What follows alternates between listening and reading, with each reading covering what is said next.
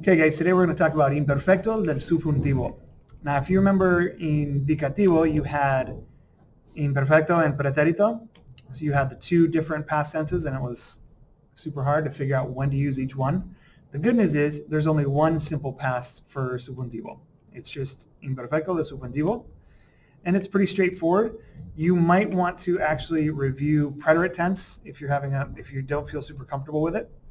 So you take pretérito, ellos, ellas, ustedes form. So like escribieron, hablaron, dijeron, all the on endings. And what you do is you take your on off the end of that, and that's how you get your new stem, and you put your imperfecto del subjuntivo endings on. Now there's only one set of endings for all of your verbs, and it's really nice. And we'll look at see what that looks like.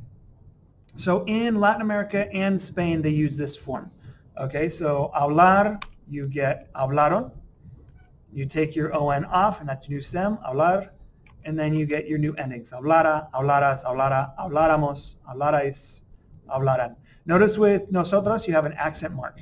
Okay, so again, this form is what you would use in Latin America and Spain.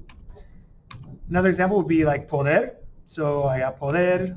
Pudieron, remember it has a stem changer. It's an irregular verb in preterite, so all those irregularities from preterite are going to stay with your verbs, okay, in imperfecto del subjuntivo.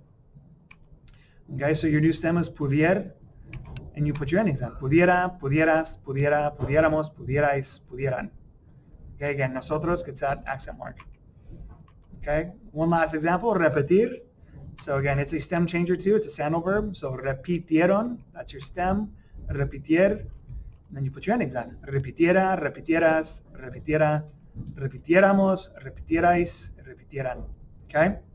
Now, this is the form that you'll use in Latin America and Spain, and you'll see it in it's the common one that you'll see all the time. You do have another option though. There's a whole nother way to do this tense, and you should be aware of it. It's only really used in Spain and in literature everywhere. So you won't really hear this necessarily in Latin America, but I still want to show you.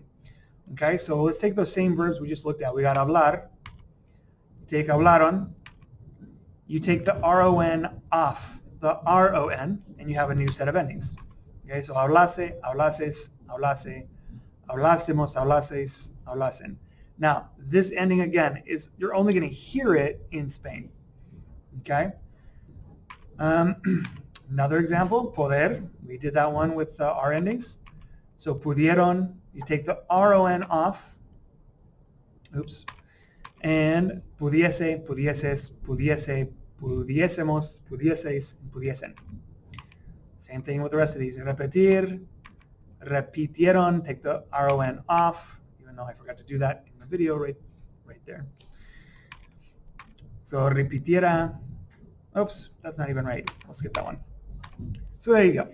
Repitiese, repitieses, and so on. Okay?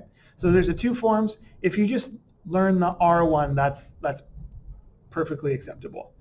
Just be aware you might hear another form if you listen to somebody from Spain or if you're reading something. Okay? So those are how you conjugate the verbs in imperfecto del subjuntivo. Give it a try in the practice right down below.